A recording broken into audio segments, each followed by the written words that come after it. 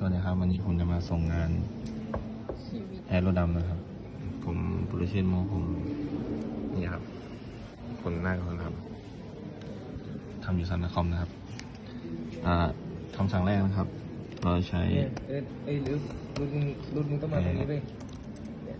Airmon NG CQ นะครับ เพื่อเช็คอินเทอร์เฟซที่รันนี่อยู่นะครับ ว่ามันมี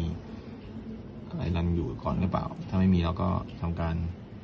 IW config ดูชื่ออินเทอร์เฟซของเรานะครับ ที่ใช้ในการเป็นตัวเกาะในการสแกนไฟล์ของเรานะครับผมใช้เป็น WLAN 0 นะครับจากนั้นก็ตามด้วยคำสั่ง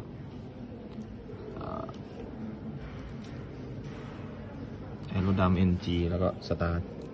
ตามด้วยอินเทอร์เฟซที่เราจะใช้นะครับก็รันเลยไม่ถูกต้องนะครับคำสั่งแป๊บนึงนะครับ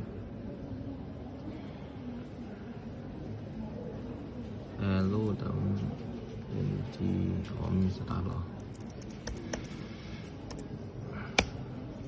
โอเคครับก็จะได้ข้อมูลมากมายประมาณนี้ครับแล้วก็ล็อกประตูได้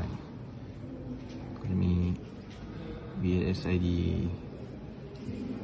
ASID Channel ต่างๆนะครับประมาณนี้ครับ